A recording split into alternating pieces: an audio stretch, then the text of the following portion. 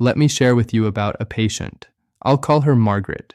She was 68 years old, sharp as ever, did the crossword every morning, remembered every birthday in her family without using a calendar. Her daughter described her as the human Google of our household. Then about 18 months after her doctor added another prescription to her daily routine, her daughter called me in tears. Margaret couldn't remember what she'd eaten for breakfast. She was getting confused driving home from the grocery store she'd visited every week for 20 years. She repeated the same questions 3 times in a single conversation. Her neurologist suspected early Alzheimer's. Her family was devastated. But here's the thing nobody explained to them, and this is what I need you to hear right now. Margaret's dementia wasn't Alzheimer's at all. It was her medicine cabinet.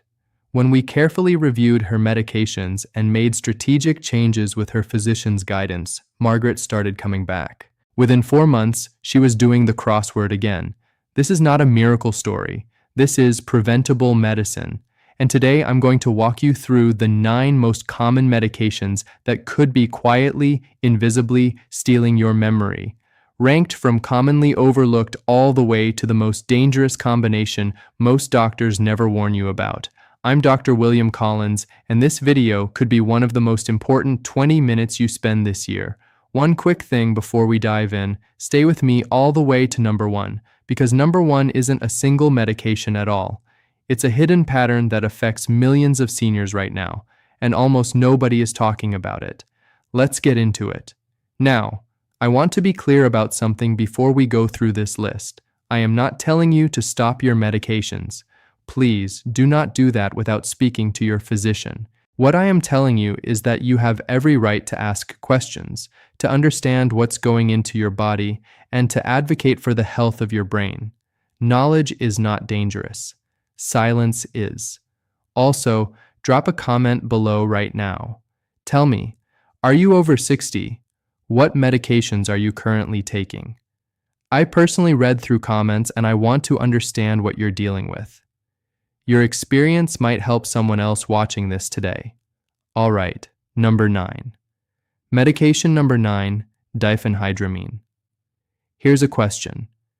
How many of you have a small bottle of Benadryl in your nightstand right now? I'm guessing it's a lot of you, and I completely understand why. It's cheap. It's over the counter. It says sleep aid right there on the package. What could be more harmless? Here's what that little pink pill is actually doing inside a brain over 60. Diphenhydramine belongs to a drug class called anticholinergics, and that word is going to come up a lot in this video, so remember it.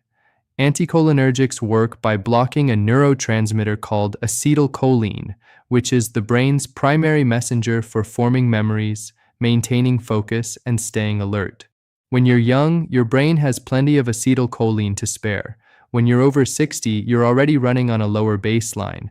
Block even more of it with a nightly Benadryl, and the impact is significant. A landmark study in the Journal of the American Geriatric Society found that older adults using diphenhydramine regularly faced a substantially elevated risk of cognitive decline with measurable shrinkage in memory-related brain regions identified in neuroimaging studies. The sneaky part, it hides in dozens of products you don't even think of as antihistamines. Anything labeled PM, nighttime relief, or sleep formula almost certainly contains diphenhydramine. What to do instead? For allergies, ask your doctor about second-generation antihistamines like loratadine, Claritin, or cetirizine, Zyrtec. These don't cross the blood-brain barrier the same way. For sleep, we'll talk about safer alternatives later in this video. Medication number 8, proton pump inhibitors, PPIs. Raise your hand if you've been told you need to take an acid reflux pill every single morning, and you've been doing it for years without anyone ever suggesting you try to stop. This is one of the most overprescribed medication categories in the entire world.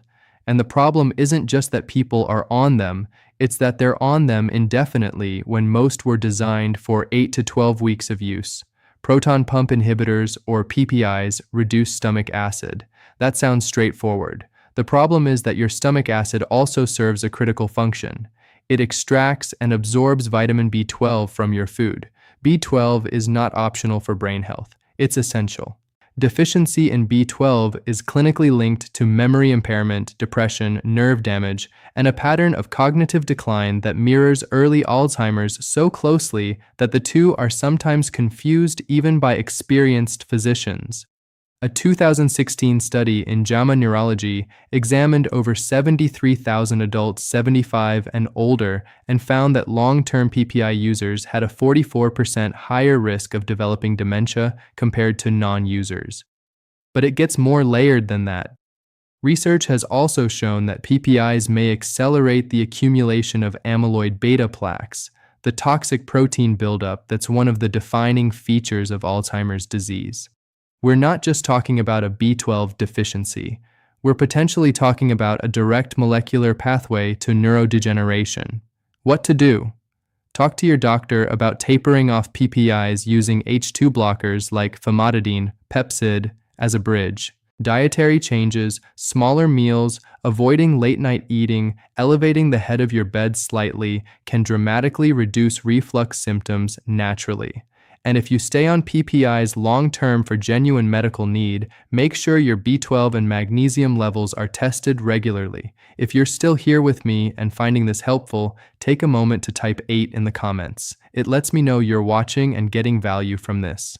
Medication number 7, bladder control medications. This one genuinely frustrates me, not because of the medication itself, but because of how little patients are told about it. Overactive bladder is a real issue. It's embarrassing. It disrupts sleep. It affects quality of life. And when a doctor hands you a prescription for oxybutynin and tells you it'll help, you take it.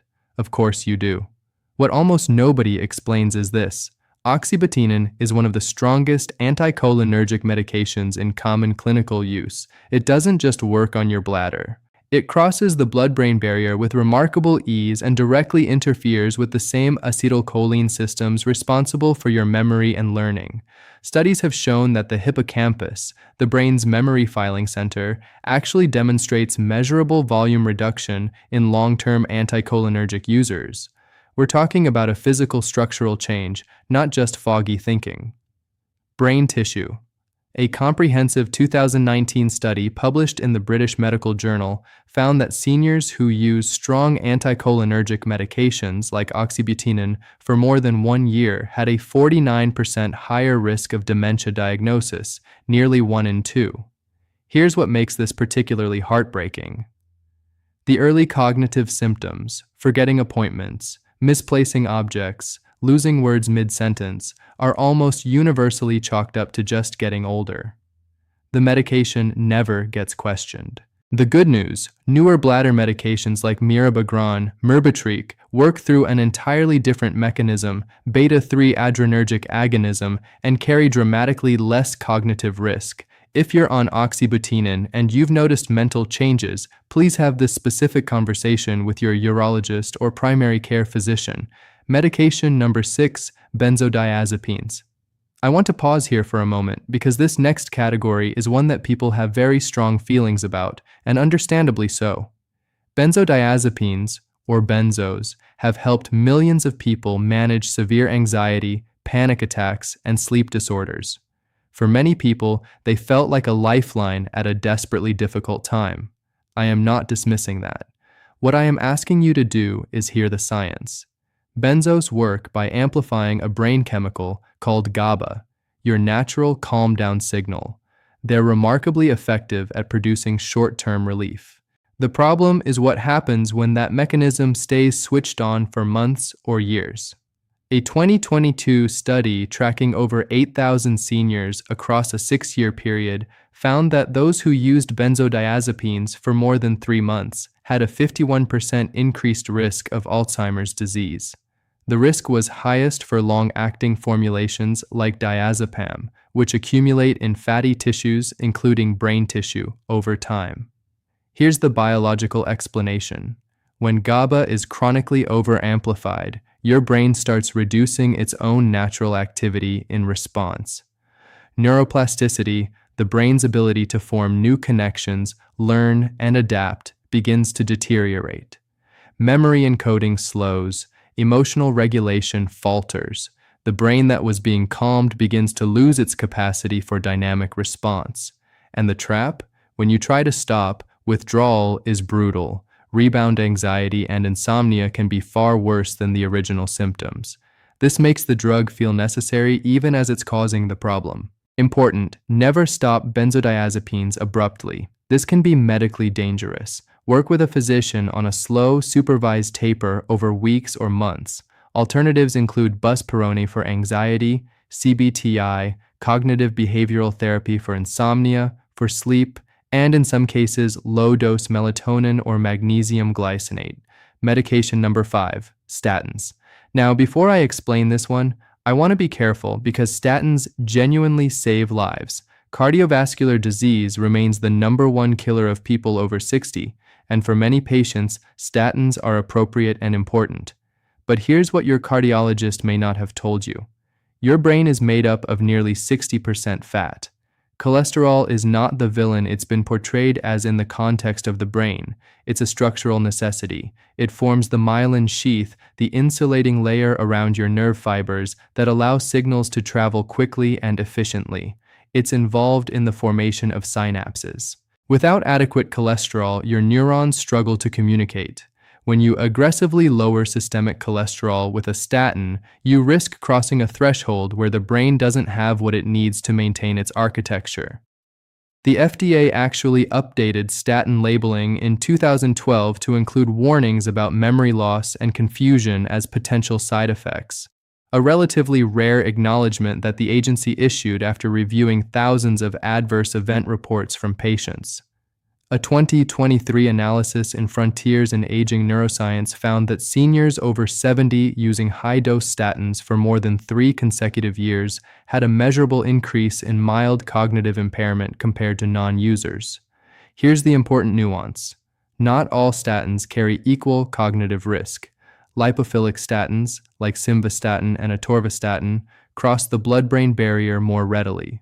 Hydrophilic statins, like pravastatin and rosuvastatin, have shown significantly less impact on cognition in comparative studies.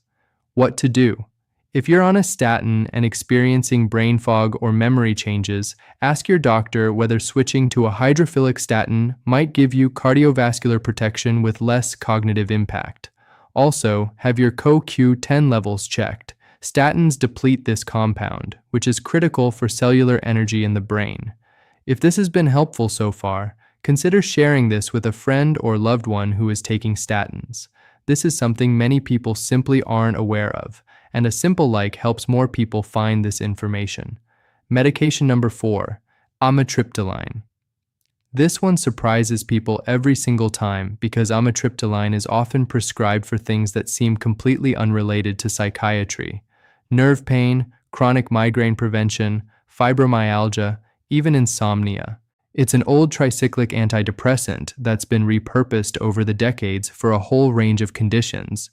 Doctors sometimes choose it specifically because it causes sedation, using that side effect as a feature to help patients sleep. But here's what makes amitriptyline uniquely dangerous for older brains. It is one of the most potently anticholinergic medications still in widespread use. Its affinity for muscarinic receptors, the sites where acetylcholine does its work, is extremely high, higher than many drugs that were specifically developed as bladder medications or allergy treatments. A landmark 2015 study in JAMA Internal Medicine examined over 3,400 adults aged 65 and older over a 10-year period and found that high cumulative anticholinergic exposure, with amitriptyline being among the top contributors, was associated with a 54% greater risk of dementia, and the damage wasn't dose-dependent in the dramatic way people expect. Even low steady doses over years created significant cumulative burden. What I find most troubling is the invisibility of the damage. There's rarely a dramatic warning sign, there's just a slow, creeping erosion. Word-finding difficulties, problems with sequencing, a growing inability to hold complex thoughts that gets attributed to normal aging for years before anyone thinks to look at the medication. Alternatives for nerve pain, duloxetine, Cymbalta, or gabapentin carry far less anticholinergic burden. For sleep, low-dose doxepin in very small amounts has a more favorable receptor profile than amitriptyline. For mood, modern SSRIs like sertraline are significantly safer for aging brains. Medication number 3, antipsychotics. I need you to pay very close attention to this one because what I'm about to tell you is something that happens every single day in nursing homes, memory care units, and hospitals across this country, and most families never find out. Antipsychotic medications were developed for serious psychiatric conditions, schizophrenia, bipolar disorder with psychosis. They are powerful brain-altering drugs with a significant side effect profile, but today they are routinely prescribed off-label to elderly patients who are simply confused, restless, agitated, or difficult to manage. Not because they have psychosis, because they're inconvenient. I'll say that again. There are seniors in long-term care facilities right now who are being sedated with antipsychotic medications, not for their benefit, but for the convenience of short-staffed caregiving environments. The FDA issued a black box warning about this practice over a decade ago, citing increased risk of death in elderly patients with dementia-related behaviors. And yet the prescriptions continue. Here's the neurological damage. Antipsychotics work primarily by suppressing dopamine, the brain chemical linked to motivation, reward, movement, and executive function.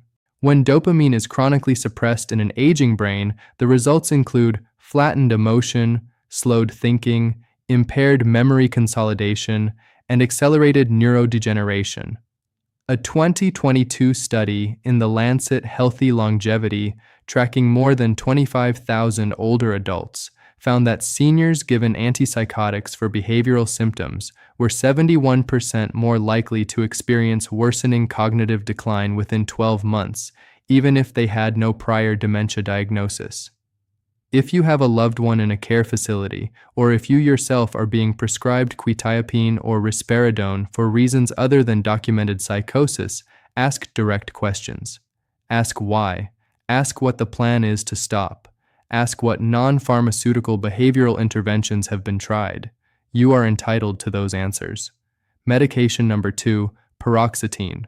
Here's one that doesn't get nearly enough attention, and it genuinely should.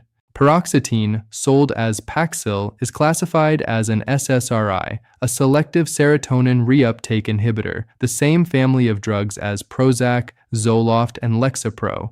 And when people hear SSRI, they generally think safer antidepressant, modern, better tolerated than the old medications. That's true for most SSRIs. Paroxetine is the exception. Unlike every other SSRI, paroxetine has significant anticholinergic activity.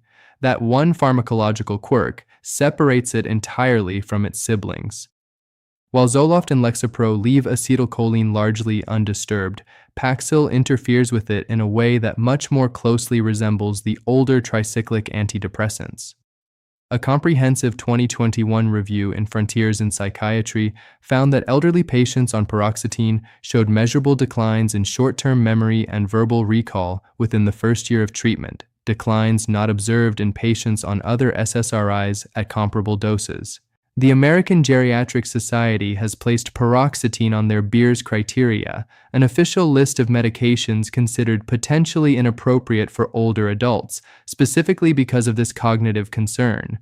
The frustrating part is that paroxetine is often prescribed specifically to older adults for anxiety and depression, the very population it poses the most risk to. The fix is simple in concept. If you're on Paxil and you're over 60, ask your physician whether switching to sertraline, Zoloft, escitalopram, Lexapro, or another SSRI might offer equivalent antidepressant benefit without the anticholinergic cognitive burden. Most patients transition successfully with careful tapering. Medication number 1, anticholinergic polypharmacy. Alright, we've made it to number 1, and I told you at the beginning of this video that number 1 wasn't going to be a single medication.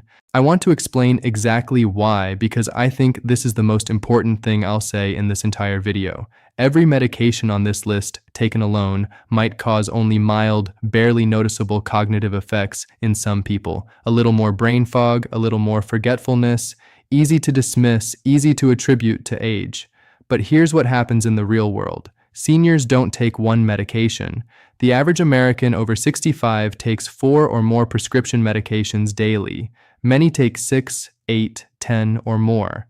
A combination of prescriptions, over-the-counter drugs, and supplements, often prescribed by multiple different doctors who may not have full visibility into each other's prescriptions. When several of those medications carry anticholinergic properties, they don't just add to each other's effect. Research suggests they can multiply it. A 2022 analysis in Age and Aging tracked over 280,000 older adults and found that those with the highest anticholinergic burden, measured using a validated scoring tool called the Anticholinergic Cognitive Burden Scale, had a 120% increased risk of developing dementia over a 10-year period, double the normal risk from pills. Pills that most of them had never once been warned about in terms of cognitive risk. Let me walk you through what this looks like in practice. Imagine a 70-year-old woman, let's call her Dorothy.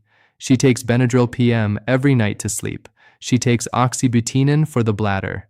She was recently prescribed amitriptyline for nerve pain in her feet, and she takes an over-the-counter heartburn pill every morning. 3 of those 4 are anticholinergic.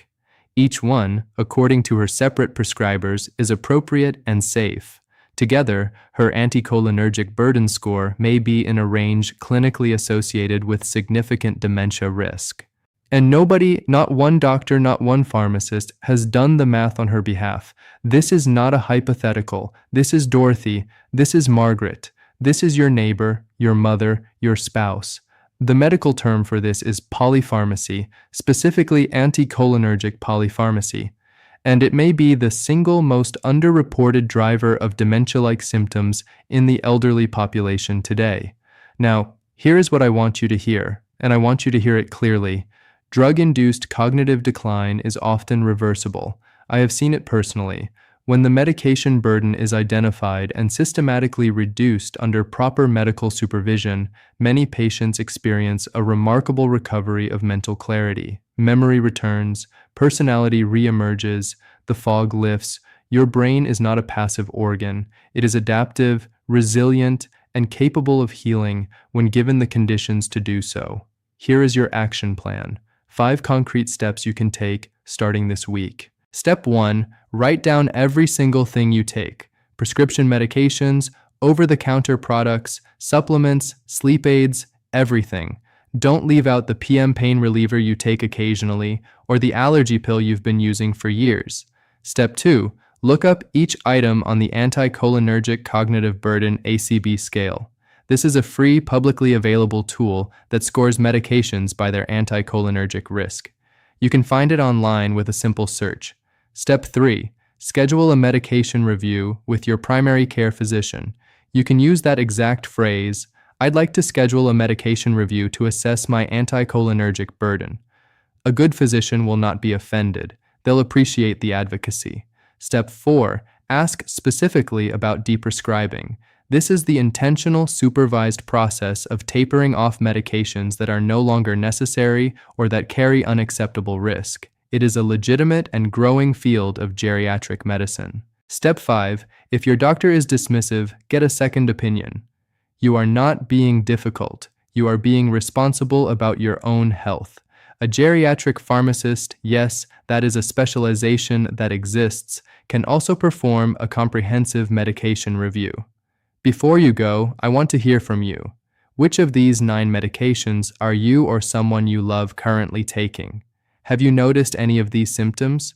Brain fog, memory lapses, personality changes, confusion, and never connected them to a medication? Have you had a doctor dismiss your concerns about cognitive side effects? Tell me in the comments. I read them. This community reads them, and sometimes the most important thing is simply knowing you're not alone, and that what's happening to your mind isn't inevitable. If this video helped you today, please share it. Send it to a family member. Post it in a group.